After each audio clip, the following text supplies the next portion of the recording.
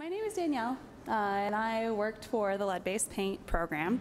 I no longer do, but all my contact information is still on all the materials. If you have any other questions, feel free to reach out to me and I'll direct you as needed. All right, here we go. Disclosure, I don't really have anything too much to say. I recommend a few products in here. I don't work for them. That's just what I found the most useful. All right, very basic question. Let's start. What is lead-based paint? Why was it used and when was it banned? All right, a little bit of the history. So pre-1978, lead was added to paints and varnishes because of its durability and pigment. In 1978, as you all know, you should focus on this. Lead in paint was banned due to the discovered hazards. They started doing a lot of environmental testing. When the EPA came into effect on heavy metals, they discovered it was hazardous. The EPA identifies lead-based paint as paint that contains more than or equal to 1.0 milligrams per centimeter cubed, or 0.5% lead by weight. This is important to mention. This is going to trigger all of our regulations that we have at the state of Utah. But just because it doesn't meet this criteria, there could still be lead in paint. So if there was a child and they were around paint that was not considered lead-based paint, but there's still a lot of lead in it, they could still become poisoned. So it's important. This is just what triggers our rules and our regulations. I found this old advertisement, which I found kind of funny. Sherwin-Williams Paints and Varnishes, pre-1978 ad. And if you look, hold on, I might have a pointer here. It says that they are durable as well as attractive, which is just describing lead-based paint. Also, fun fact for you, Sherwin-Williams right now is in a lawsuit with the state of California. I think they might have just settled for around $300 million that they have to give the state to try to help mitigate these costs and clean up lead-based paint, because they were one of the biggest providers of it back in the day. All right, homes that conveyed lead-based paint. So this is a kind of neat graphic, or at least I thought, that came out of a study a few years ago. And it just shows that older homes are more likely to contain lead-based paint, which everyone really knows, but this kind of breaks it down. So if your home was built between 1960 and 1977, there's a 24% chance that it has lead-based paint. Between 1940 and 1959, we're at 69%. Before 1940, this is 87%. And I can speak personally to this. So I live in Salt Lake, pretty much downtown. My home was built in 1911. And, oh, I'm sorry. Just get real passionate about it, you know. And I brought home the XRF, which I'll show you folks later, that actually just detects lead-based paint. And I did this talk for my boyfriend, and we tested our home. It is filled with lead-based paint. Pretty much every surface. You know, we fit this demographic here. This is another important thing to note. I'll touch on it a few times during the presentation because it might also be a question, who knows. But dust from lead-based paint is actually the leading cause of lead poisoning in children, at least when it comes to renovation and the cases that we deal with. And that should be pretty obvious. During any type of renovation, there's dust that's released into the air. Children can breathe that in very easily. And it doesn't even have to be renovation. Sometimes it's just normal wear and tear, and older houses can create that dust, and children breathe it in. Try to stand back here. All right, so now I talk specific about the State of Utah lead-based paint program. This is something that's nestled in the Division of Air Quality, and I'll tell you about what we do. All right, so the program purpose, this should be pretty obvious, but it's to help reduce lead exposure from lead-based paint. There's really 4 ways that we try to do this, or I should say 4 main ways. The first is establish and enforce work practice procedures for lead-based paint activities performed by paid contractors. As I mentioned at the previous slide, this mostly deals with renovation. In Utah, there's a lot of older homes, and they're kind of, more people are staying in cities now, so there's more renovation. So when that renovation occurs in these older homes where there's lead-based paint, there's that dust, which I talked about. There's also lead-based paint chips that happen during renovation, if the contractor doesn't come in and clean that up properly, then children are actually attracted to those, because lead itself is actually very sweet. Another fun fact, they actually used to put it in wine as a sweetener back in the Roman times. So I don't know if that explains something there, but so that's really what we focus on, and that's something that, that's probably our main focus.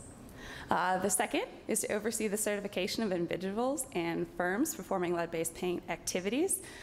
So if you want to work in any home that has lead-based paint in the state of Utah, you have to be certified as a firm and an individual through the state. So we process those certifications and applications. We make sure that the person has had the proper training involved, that they're up to date with all of the changes that may have happened. In the past couple of years, they have to recertify every couple of years, and that's something that that we oversee. All right, third is we establish the procedure and requirements for accreditation of lead-based paint training providers that train individuals performing lead-based paint work. So this is something that third parties do here in the state of Utah. In a few other states, the state will actually teach it, but we have third parties here. So if you want to teach any of these courses, so you work in RRP, which I'll cover. If you want to be an inspector or risk assessor, there's all these different certifications. If your company wants to teach that course, they have to provide us their background, the testing that they're going to do, the materials that they're going to use, just to make sure that they're covering all of the topics that they need to. And fourth is we act as a source of information to the public. I know that there's a lot of other organizations out there that also do this. But if you type in lead-based paint in Utah, one of the first things that's going to come up is our state page. So when I worked in the program, probably get a dozen calls a week of just, a mother that saw maybe the Lead Coalition advertisements and whatnot, just very, very concerned. And she's like, where do I start? Where do I go from here and whatnot? So we'll just act as a source of information for the public. All right, so getting down into the nitty-gritty of it. So lead-based paint rules and regulations. Our department main is environmental compliance, so we deal with rules and regulations. There's really two different types of regulated activities, and this is something that is highly discussed in this field, but I'll tell you why at the end. So the first one is lead-based paint activities. This is directly related to the detection, management, and removal of lead-based paint. So these are going to be held to a stricter standard than the RRP, which I'll talk about in a second. So under this, it includes inspections. So if you think that there is lead-based paint in your house, you have to call the certified inspector to come out and do an inspection. Obviously, they're trained in it, so they can identify where the lead-based paint is. The next two are kind of moving into more complicated territory. There's a certification for each of these. So risk assessments and lead hazard screens, folks will look at where the lead-based paint is the home and point out where the hazards are specifically. They can also rank the level of hazard. So if you only have, X amount of dollars, what's the biggest hazard for your family? What should you do? So they'll help with that. And then the last activity, which is probably the most strict, is the abatement activities. And that's when you're going to see lead-based paint in a home and come in and completely remove that hazard. It should be self-explanatory why that's the most regulated. Just because of all the paint in there, it's going to be removed. So it's all going to be disturbed. Excuse me. So there'll be a ton of lead-based dust. There'll be paint chips. There's other potential for that to get into the soil if there's not proper containment. There's just a lot more disturbance of the lead-based paint, a lot more chance for hazard. All right, and then on the other side of it, renovation, repair, and painting rule. This is something that's a little bit more common, just because I was saying there's a lot of renovation here in Utah, just because people are staying in cities longer, they're renovating old homes, especially in the Salt Lake Valley, running out of space, so folks are forced to renovate. And this is activities where paint may be disturbed, but it's not the main focus of the project. So this is primarily renovation work. If you have an older home, mine, for instance, and you wanted to redo the kitchen, you don't have to have all that lead-based paint removed before doing it. Because to be honest, it's a very expensive process. It could cost you $10,000 just to have it removed before you actually do any type of renovation. So what this does, it puts procedures in place to contain the hazard while doing other work. And I'll go over some of those techniques a little bit later, but just know that that's the purpose of it. Also, window replacement is probably the thing that we see the most. Because of the durability of the paint, it was used on windows a lot, and a lot of those windows are still around because, again, it was so durable. So people come in to replace windows, get a little bit more energy efficient, and it's just covered in lead-based paint. So that's probably more common than renovation, at least when I worked there, we would see a lot of projects like that. And the same hazards apply. There's dust that can be created. There's paint chips that can be released into the environment, just things that you obviously want to avoid. All right, because we deal with this more than anything else, I'm going to go into renovation, repair, and paint just a little bit more. So it actually takes effect when 6 square feet of interior paint or 20 square feet of exterior paint is to be disturbed in a pre-1978 residential structure or a child-occupied facility. So if you are doing any type of renovation or window replacement, as mentioned before, in a pre-1978 residential structure or a child-occupied facility, such as a daycare, a hotel, something where the children would be present, you actually have to have an inspector come in. So it can really go one of two ways. First of all, they can do the test. They can say that there's no lead-based paint, and then you don't have to set up any type of containment. The second, obviously, there is lead-based paint, which you'll know where the hazards are then. You can choose then if you want to continue with that renovation or not, because you know that it's going to be much more expensive. It's going to be much more expensive because you have to hire a lead-based paint certified firm and individual to do that work. And this is just because they've been trained in the proper containment, so that hazard isn't released to the people living in that space or the environment or the community. This is the last important point to note on RRP, or actually any type of work that you want to do with lead-based paint. Individuals can conduct work in their own homes without being subject to this rule. There's a little bit of debate about this, but at this point, it's essential to say that the government can't come in if you're doing renovation in your own home and say, hey, you have to put up this containment, because it's really your own life that you're putting at risk, or your children. And like I said, there is some debate on that, because if there's small children and people still choose to do that, then there could be some other social work issues going on. But right now, the state of Utah can't come in and regulate that at all. All right, how do we enforce these rules and regulations? First of all, inspections, random and scheduled. This is probably one of the most challenging things about this program, is finding these random inspections. With a few other partners in our program, or not in our program, sorry, in our department, you have to be notified when you're doing demolition, renovation, etc. But for lead-based paint, you don't necessarily have to notify the state that you're doing work with lead-based paint. So recently, or I should say before I left, we were trying to reach out to local permitting authorities and grabbing all of the renovation permits, going through those houses, seeing which ones are 1978 homes, and then trying to do random visits. But obviously that's very challenging because those permits are typically for a year, so it'd be very hit or miss if you would be out there. But that's something, a struggle that we had, but we're trying to work through. And then the scheduled are pretty much just those abatement projects that I mentioned before. So there is a notification process if they're going to do an abatement or complete removal of lead-based paint or hazards.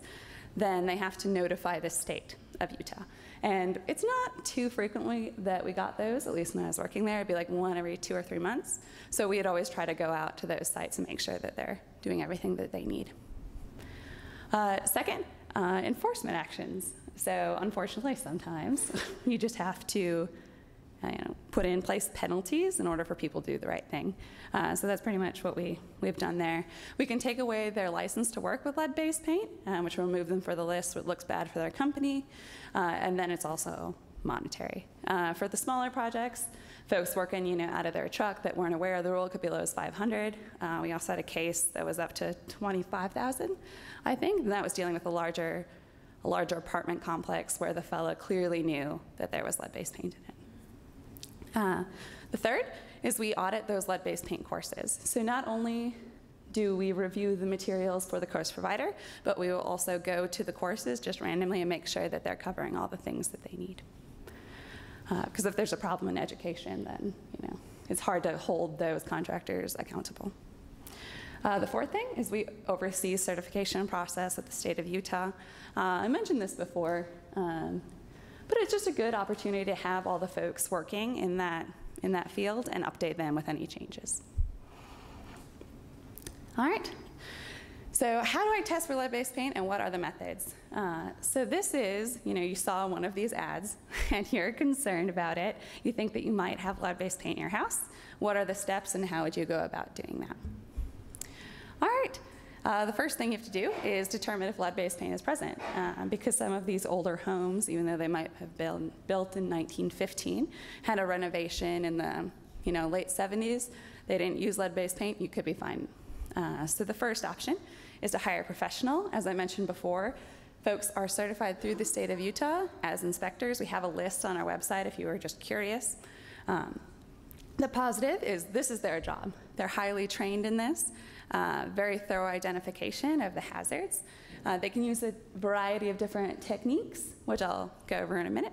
But one is the XRF, dust wipe, soil samples, water samples. I would also like to say at this point that their determination, if there is lead-based paint or present, holds up in a court of law. If you do it yourself, it does not.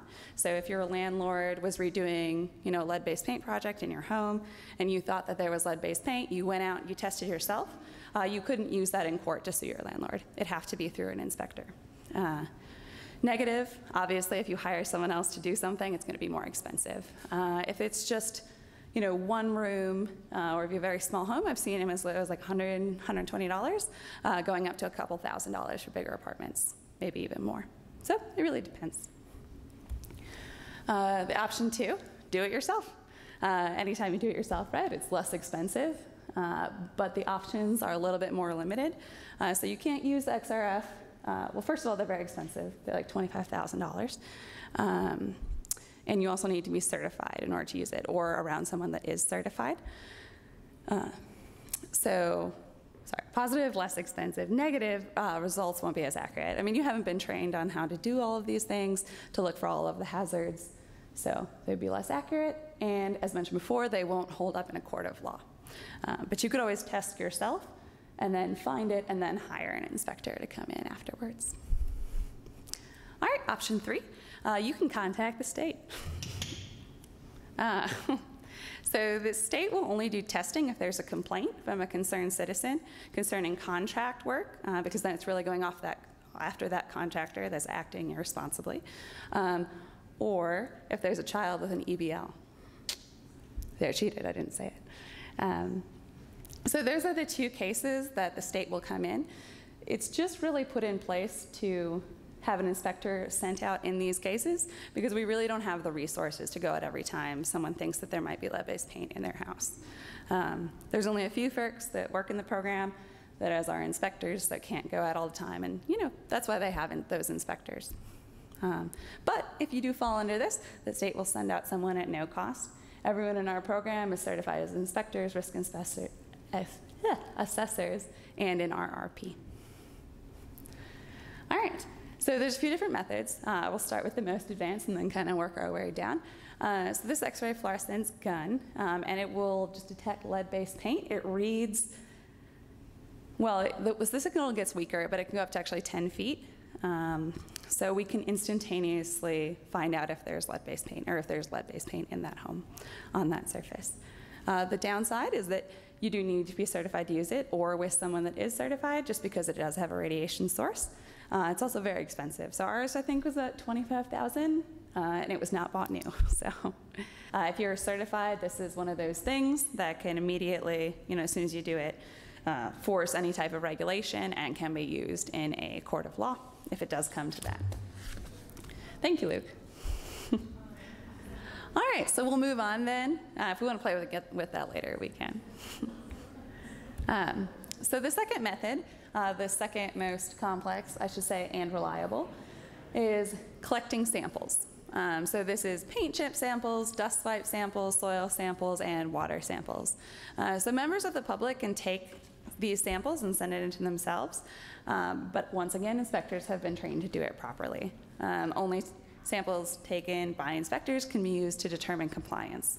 But You can find a list of certified labs. I think there's a couple in Salt Lake. It's not very expensive. I think it's anywhere from like $8 to $12. So if you're really concerned about this, then you can take those samples yourself, send them into a lab. Probably within a week you'll have those results, or you can rush it if you'd like. Okay. Yeah, Utah State University, and maybe going through the university they could waive that cost. Honestly, that's not something that I know, but I know that testing is pretty available, and maybe that would be a good opportunity to reach out to some other resources and see if they could waive that cost on the website. So the last method, and honestly I recommend this to a lot of people that would call in, is called lead check. It's made by 3M. It's a home lead check available at Home Depot, Lowe's, any type of home convenience store. It's very inexpensive and easy to use. And I think it's about $10 for 4 of them. It's pretty cool. You just have this little check. You break the chemicals inside. You rub it on a surface that you think there might be lead. It's important if you're doing it on lead-based paint to try to expose all of the layers of lead. And then if it turns red, there's lead there. I like this just because it's so simple and easy to use. And it's really used as an indicator. Like I said before, if you found something that had red, it's not as accurate as some of the other methods, but it's definitely an indicator that you should test in other ways. Once again, can produce inaccurate results if not used properly. We actually had a case when we were working that the worker didn't cut through all of the layers of paint. So he got back a negative reading when actually just the layer underneath was lead-based paint. So it's very important. This, not just for lead-based paint, can be used. So I've recommended it to people that have called in or they're concerned about old dishware that they found. They can rub it on their old toys, especially toys that come from other countries. They don't have the strict regulations on paint. So you can just rub it on your toys as well. It's just like a great tool to use as an indicator of something more serious.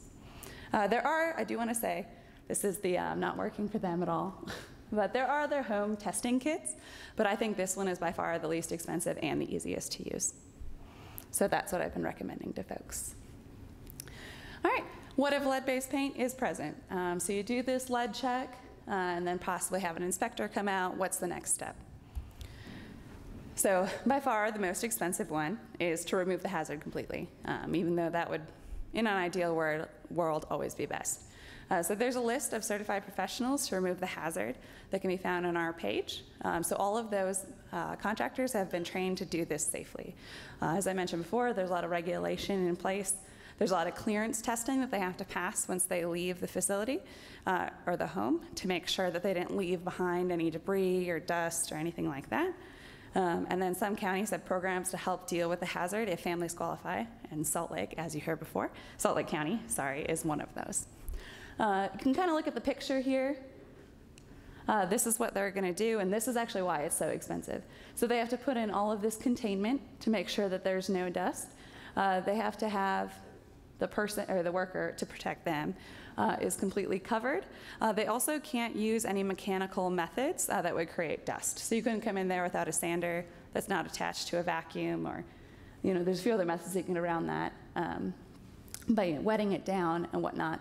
But it's not easy. It's not as easy as removing normal paint from a house. There's a lot more that goes into it, which is why we have those folks that are certified and why the cost is so much greater.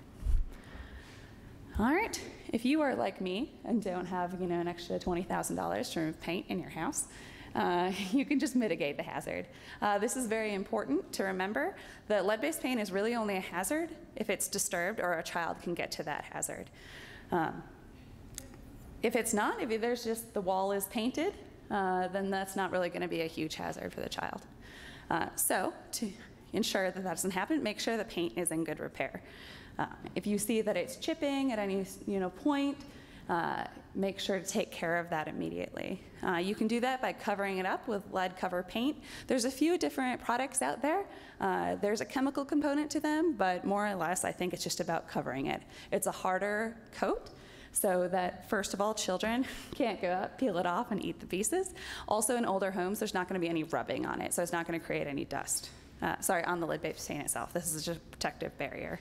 And then there's other barriers, other things you can do by installing barriers on other surfaces. First one that I recommend a lot is they actually, I don't know if they're made for lead-based paint, but they cover your window sills. They're made of plastic, and I think it's actually so children like don't destroy the windowsills, or like nothing can hit it and whatnot, but it's just a plastic barrier that you put on. Luke and I actually went out to a home. We were walking around doing an investigation for an EBL, and we just came and we saw that the children, it was like at perfect height for the kid to just chew on this windowsill. And it was a lower income family. They didn't feel like they had enough money or expertise to take it care of, so this covering was $10. And then, you know, the levels over time started to go back down. And it was just as easy as covering that. Like I mentioned before, lead is sweet, so children will always go for that. So covering is a great solution. Okay. Other type of covering, you can have concrete or mulch. These are more temporary. Once again, because it's always best to remove the hazard completely. But if it's outside, if you find it in the soil, you can put concrete down, just keeping that barrier there. Or mulch, obviously it's a little less permanent.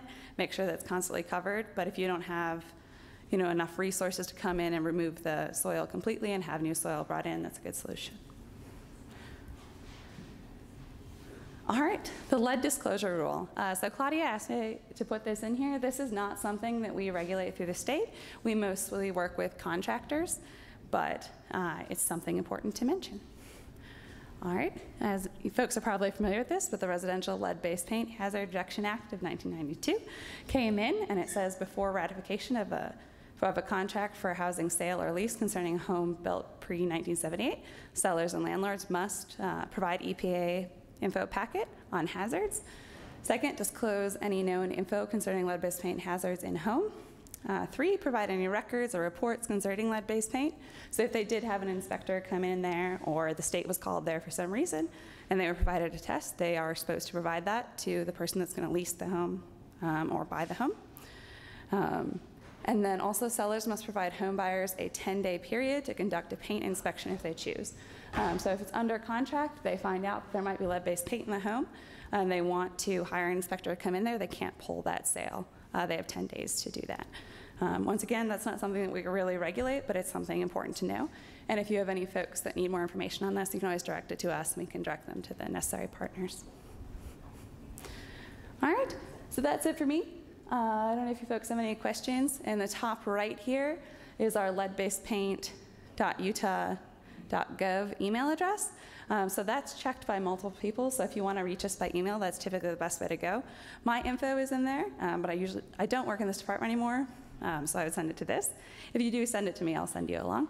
On the other, right under that, it's our leadbasedpaint.utah.gov website, and that has a ton of great resources if you ever need information or directing someone there.